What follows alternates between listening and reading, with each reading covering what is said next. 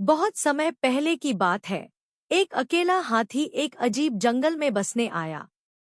यह जंगल उसके लिए नया था और वह दोस्त बनाने के लिए देख रहा था। वो सबसे पहले एक बंदर से संपर्क किया और कहा, नमस्ते बंदर भैया, क्या आप मेरे दोस्त बनना चाहेंगे? बंदर ने कहा, तुम मेरी तरह झूल नहीं सकते क्योंकि तुम बहुत बड़े हो, इसलिए मैं तुम्हारा दोस्त नहीं बन सकता। इसके बाद हाथी एक खरगोश के पास गया और वही सवाल पूछा। खरगोश ने कहा, तुम मेरे बिल में फिट होने के लिए बहुत बड़े हो, इसलिए मैं तुम्हारा दोस्त नहीं बन सकता। फिर हाथी तालाब में रहने वाले मेंढक के पास गया और वही सवाल पूछा। मेंढक ने उसे जवाब दिया, तुम मेरे जितना ऊंची कूदने के लिए बहुत भारी हो, इसलिए मैं तुम्हारा दोस्त नहीं बन सकता। अब हाथी वास्तव में उदास था क्योंकि वह बहुत कोशिशों के बावजूद दोस्त नहीं बना सका।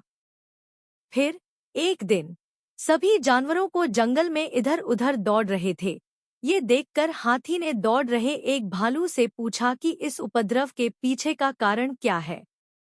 भालू ने कहा, जंगल का शेर शिकार पर निकला है, वे खुद को उससे बचाने के लिए भाग रहे हैं। ऐसे में हाथी शेर के पास गया और कहा कि कृपया इन निर्दोष लोगों को चोट न पहुंचाओ। कृपया उन्हें अकेला छोड़ दे। शेर ने उसका मजाक उड़ाया और हाथी को एक तरफ चले जाने को कहा।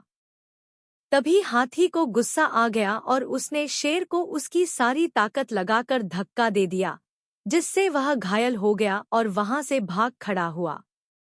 अब बाकी सभी जानवर धीरे धीरे बाहर आ गए और शेर की हार को लेकर आनंदित होने लगे। वे हाथी के पास गए और उससे कहा, तुम्हारा आकार एकदम सही है हमारा दोस्त बनने के लिए।